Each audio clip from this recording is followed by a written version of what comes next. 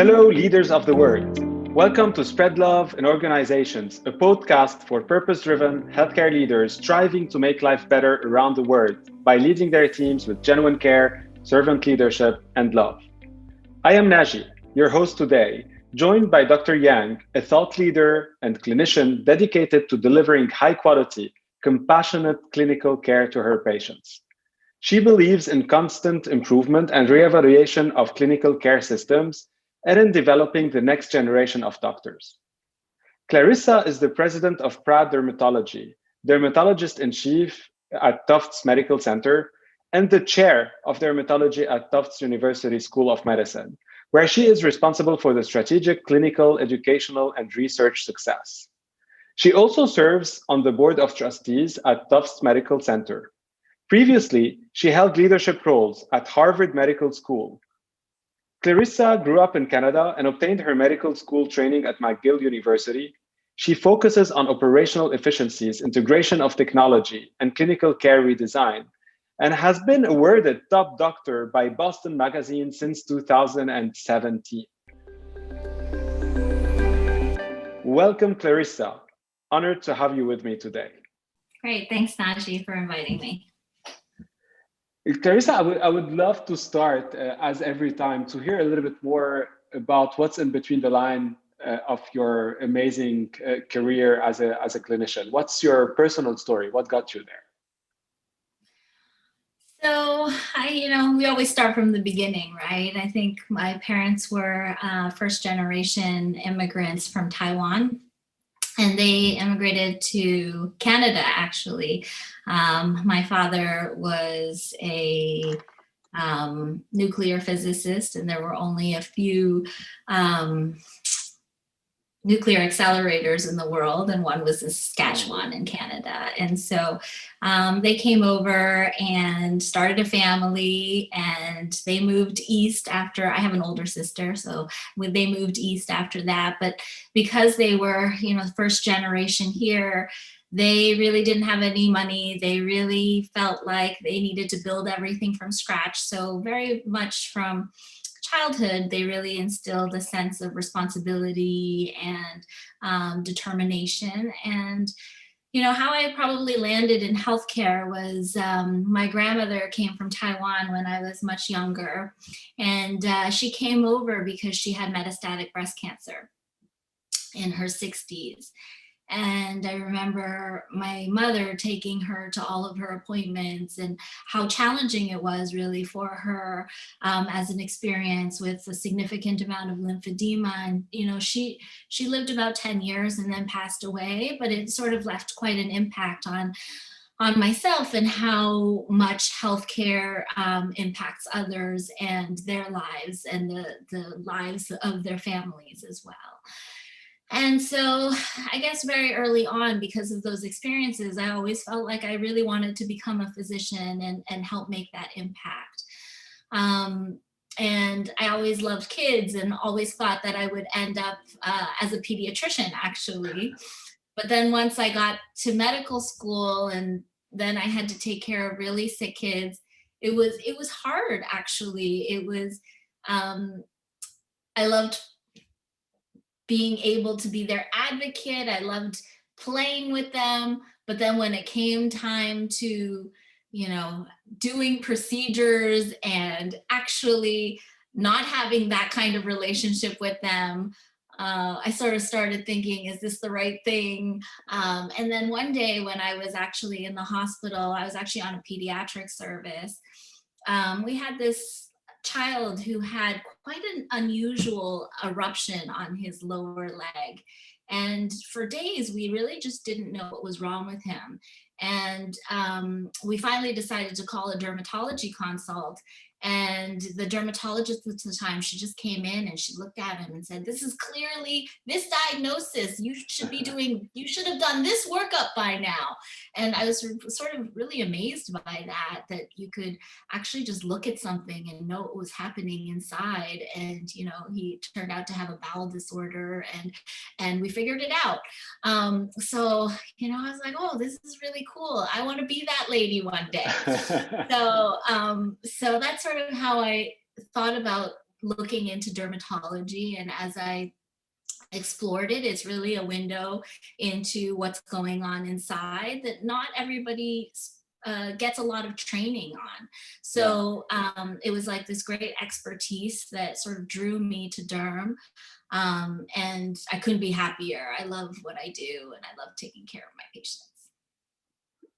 Well, thank you for sharing, your story and how you care every day for your patients and what drove you there. And on this piece, if you talk a little bit about dermatology, we're going to talk about, one of the things you're passionate about is this clinical care redesign. So I'm really intrigued to learn a little bit more.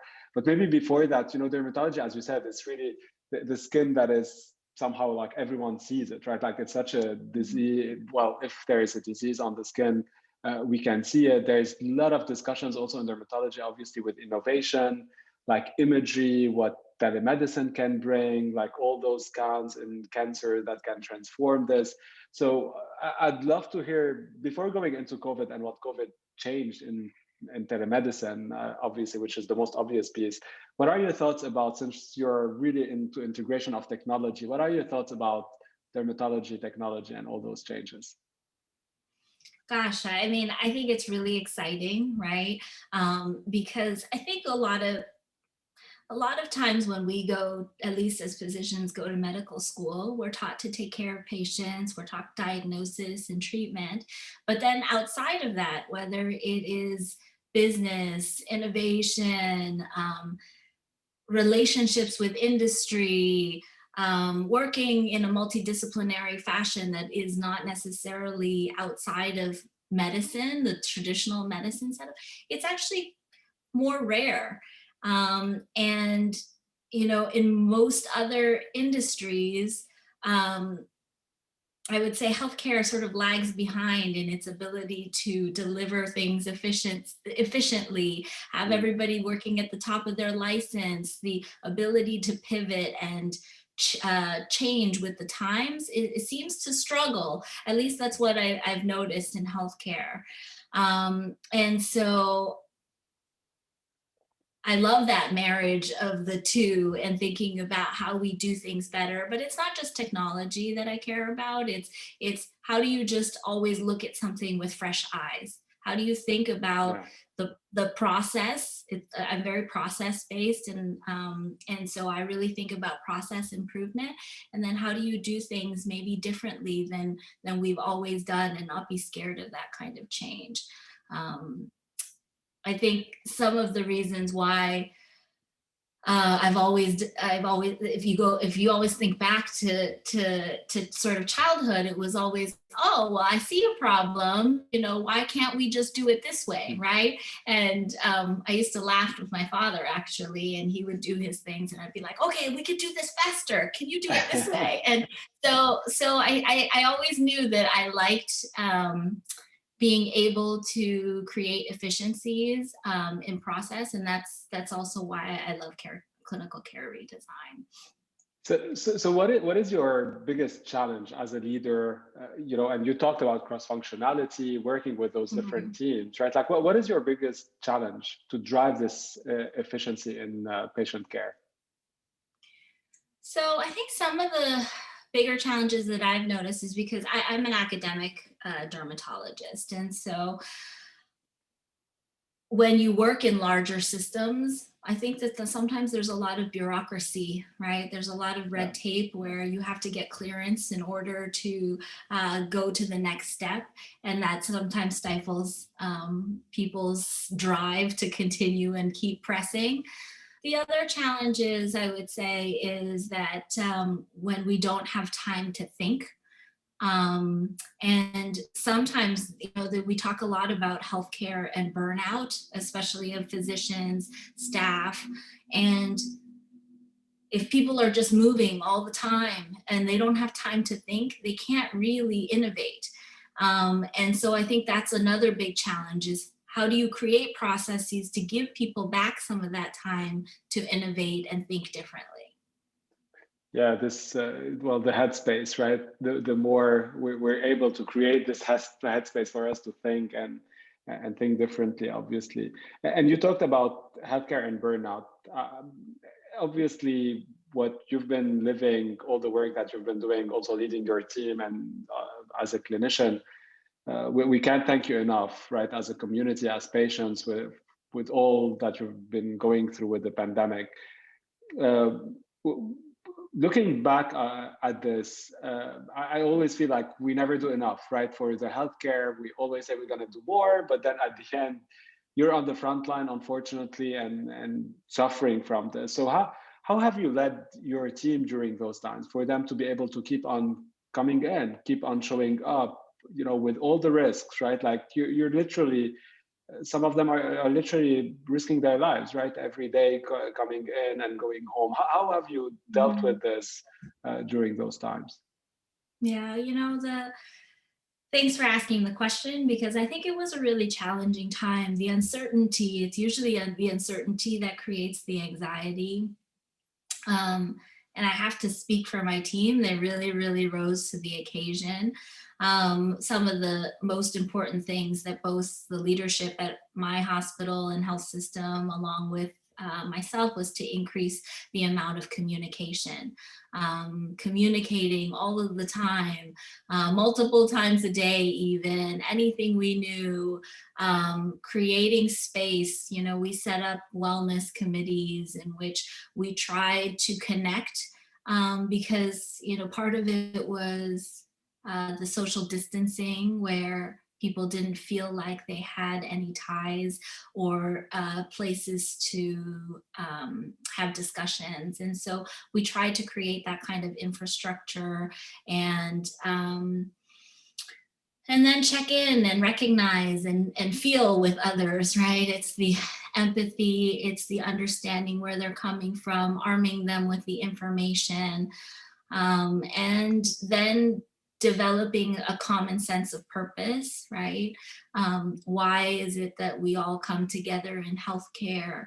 Why are we here? But also respecting what they have to say and trying to help them through and the challenging times. So whatever fears they had, if I could address them, I would. If I could bring somebody in to talk to them about how they could be more safe, I would. If we could implement policies and procedures that would keep them more safe, we did. So yeah. I know you're probably going to ask me already about like some of the changes in healthcare, but at one point in time, our teams were worried. There wasn't enough PPE throughout the hospitals. You think about dermatology, and maybe there are some people think there aren't life-threatening complications, but we do. We still see patients on the inpatient service that have, disorders where their skin is sloughing or they have vasculitis. And so during those times, we tried to leverage technology, right? We said, okay, how do we use tele on the inpatient service? Can we leverage different modalities to be HIPAA compliant for texting of photos, increase the communication so that we could function and still deliver high quality of care while still preserving PPE and helping preserve decreasing some anxiety for people. Yeah, you shared, the common sense of purpose and really caring, obviously, for each other, the wellness piece, and all the work that you've done. So again, I think all of us can't thank enough all of you who's been here on the front lines, taking care of us, obviously, during those times. One of as you were sharing about it, and yeah, obviously, I will ask this question, right? Like, is there one or two lessons that you took from what we've been going through, and potentially innovations that you had and you will keep on doing after this pandemic is over? So I think telemedicine is now here to stay, right? The adoption of telemedicine was actually quite slow at the beginning because there was a lot of anxiety about quality of care. And throughout the COVID pandemic, we really tried to still deliver excellent care. And the things that we learned through that was the importance of something I feel like we've always been doing, but even more so is the importance of reiterating a process. And so, we talk about PDSA cycles, right? Plan, do, study, act, and then repeating them. And, during the COVID pandemic, it was really hard because these cycles became really, really fast because you're flying the plane and you're learning to do this at the same time. And so we learned to actually really come together and set expectations that we would be constantly pivoting, and the amount of flexibility that we needed during this time was substantial, and our team rose to the occasion. And so I do think that telemedicine is here to stay. A lot of the challenges associated with delivering that is how much support staff do you need? How can we deliver the same quality of care, and what do we lose? So we've learned a lot of those pieces along the way. We've been able to improve the efficiency of care so we can increase volume, increase access. A lot of the still challenges are still around, governmental policy and insurance reimbursements and things like that. But we have found an amazing place, amazing way to deliver care that is really good for certain situations. So, so we did learn a lot about telemedicine. I want to double click on something. As a leader, you talked a lot about your team, obviously, right? Like it's always what you did for them and how you led them, in fact, to keep on being here, being themselves. I'm also intrigued, as a leader, where did you get your resources from? How did you personally manage going through this, right? Like, because many times we think about others and to care about others, we need to care about ourselves. So I'm intrigued how you managed to, where was your sources of inspirations, of comfort to be able to help your teams going through this? Yeah, so I think I've been lucky along the way. I've had other leaders show me what is right and what works well, even, before COVID, where the importance of really taking care of your team, doing the right thing for them, not for you, not for the organization, and thinking about it through those lenses. Is really powerful. And then, I'm in a place, luckily, that has very, very strong culture at the hospital level, interpersonal culture where people care for each other. And so the leaders within the organization cared about the same things. They cared about the people, they cared about the patients, they cared about the staff, they cared about the physicians. So it makes it really easy when you're in that kind of environment. I will tell you, it wasn't always easy. I when I stepped into my job, it was a department that was a turnaround situation that hadn't been, didn't have a lot of leadership for a couple of years before I came on board. And that cultural revolution of like really caring team, thinking about others, is something that I've really been trying to instill these last 3 years that I've been there. And it's very contagious, right? And when that becomes the norm, the new people who come in, everybody wants to be internally consistent. And so it becomes a much easier place to continue that kind of culture. So both outside of COVID, but, even augmented through COVID. And what is the one thing that made this happen? If, our audience, because this is really about what we're discussing, and leaders coming in, always talking about this culture of care, this culture of what I call love, right? Like spread love in organizations, showing up for each other, being here for one another. It's exactly the culture that you created throughout the years. Like, what is one thing that you can advise leaders to do for them to be successful as you were rebuilding this culture in the team, or building it from scratch? I think it's a lot of times to lead as you would like to be led, right? Like I would do anything for my team, and they can see that. Like I work really hard. I'm there when they need me. I'm there anytime when they need me. And so stepping up to the plate, doing the things that are necessary is sort of role modeling. And then I think the other piece is believing in your team. Believing in what they're capable of. And when you believe in what they're capable of, they will always rise to the occasion. So I think that's one thing I find that I learned along the way. I didn't always know that. Clarissa, let's play a little game now. So, okay. So the game is, I'm gonna give you one or two words, and then I'd love to hear your top thoughts, like something that comes top of mind when you hear them. Okay. You're good? Yeah. Great. So the first one is women in healthcare. Too few. Too few in leadership positions. So there are a lot of women in healthcare.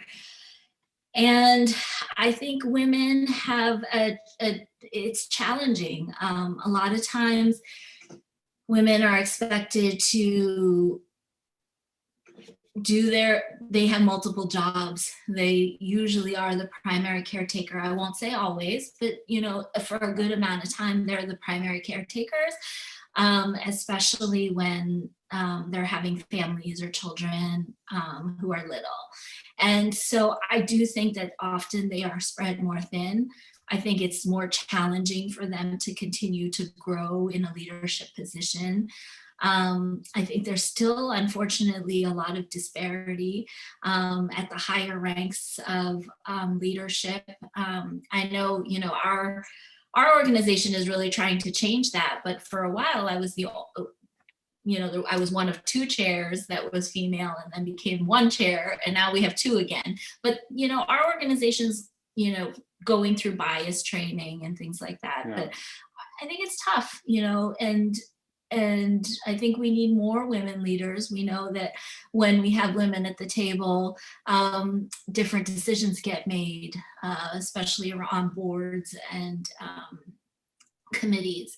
And so I'm hoping that that there's just a lot more work that needs to be done, and I hope that there are more women who are empowered to grow within these organizations. Yeah, and the work is for each and all of us. We need to advocate for women, as men, and definitely this is something to continue. That there's long way still. Leadership. I guess it's what comes to mind. I guess because we're on this topic, leadership, what comes to mind is the other people who have role modeled for me, right? As soon as you say that, I can actually think of, a previous chair, the CEO, certain CEOs, and leadership. Everybody has a different style to their leadership. And much like medicine and much like life, you go through life and you try to figure out, well, what parts of this leader do I love? And what parts of this leader do I love, to sort of create your own personal signature. And I think part of leadership is also being observant and listening and being able to sort of pull what works and what doesn't work from your environment. So that's what I think of when I hear leadership. What about efficiency? Efficiency is what we're always passionate about it. Yeah. Love efficiency. I feel like if as through my training, if you asked anybody about me, they all know that I really care about efficiency. And it's really just to get from A to B faster, better, and still maintain quality so that we could do other things, right? So there's so much to enjoy, so much to do in life. Like, let's get everything done when we can do it. So that's how I think about efficiency. Awesome. Spread love in organizations. Yeah, I love that concept, spread love. I think it's contagious, when people give of themselves to others, it builds, it's a butterfly effect, right? So yeah, I think your title, your organization, your podcast, Spread Love, is a wonderful notion that everybody should adopt. So now, if we look moving forward, what would you continue, right, in your organizations from all that you've been doing in the last four or 5 years, as you discussed the culture you created, what the tough moments you've been going through also as a team with the pandemic. Moving forward, what are the one or two things that you will be focusing on as a leader, again, within your organization to keep on thriving? Well, I mean, I think the culture part is somewhat never ending, right? It's we're still not in the place that we need it to be, even though we started 3 years ago. It's a continuous process. So a lot of the lessons that we learned around communication, about the importance of hearing others, those are pieces that we will continue. We have continued, question and answer boxes, and now we're well past COVID because that's been really helpful. We're continuing our wellness events. We're trying to think about different ways to connect and celebrate. And so if there's anything that we learned, it was trying to figure out how to become more connected and continue to become more connected over time. I don't know if you have recently a book that you read that inspires you, or even a previous book that you would recommend all leaders listening to us, like, go get this book. This one inspired you. Oh gosh, let me think about this. For leadership. Well, I do, the one book that I had read relatively recently was The Power of Habit, like why we do what we do in life and in business, and how we can change habits, things that are incredibly ingrained with us. So I think the book starts out talking about somebody who had a neurologic issue. And even with a neurologic deficit, where you think that they cannot create new habits, they can. And so when people say, I can't change, I can't do something differently, you can. It's a lot about practicing. It's about a mentality, repeating a particular behavior until it becomes part of you. And so that I really love that book, because it sort of teaches you about why it is that we do what we do, and how do we form these new habits that we're striving for. So I think that. Thank you. Do you have any, final word of wisdom? I would love to hear it oriented to the young generation of physicians, as you're also coaching them and developing them to be the next generation of physicians, or even younger. Like I'm thinking about all those young girls who are dreaming of becoming doctors, and we want them to become leaders. All the kids. Anything about this? Some word of wisdom around that? So I think we always have a lot of external influences that push us to do certain things, whether it's societal values or, peer pressure, whatever it is. But I think actually really sitting down and really thinking about what makes you happy, right? Like, what do you really enjoy doing? Because I know it took me a while to get there. I used to just do because I was supposed to do. And then when I finally sat back and go, why do I make the decisions that I make, and figure out where that nugget comes from, like what drives you, that is like really powerful, because at the end of the day, it's that passion that will define what it is that you do in life, whether there's success, whether there's whatever that definition of success is, right? Like everybody's definition is different, but whether you have impact and whether you actually enjoy all the years that you spend on this place. And it's usually that passion that helps you succeed and grow. And so really figuring that out is, I think, really important in people's career trajectories. And I try to foster that, both faculty, residents, really thinking about those pieces. I love that. What makes you happy is usually the first question when I have career discussions with people, like really reflect on what makes you happy, as you said. And yeah, you're taking it to what drives you and the personal purpose, which is so powerful. Well, thank you so much, Clarissa, again, for being with me today and inspiring future generations of leaders as physicians in healthcare, and also inspiring us in our journey leading with genuine care and love for a better health in our teams, in our communities, and better healthcare around the world. Thank you all for tuning in today. Follow our podcast for more inspiring stories from global leaders in healthcare. Hope you enjoyed this genuine discussion. New episode will drop soon. Be on the lookout. Meanwhile, let's stay connected. Follow, subscribe, leave a review on Apple, Google, or Spotify. And most importantly, spread love in your organizations and spread the word around you to inspire others and amplify this movement our world so desperately needs.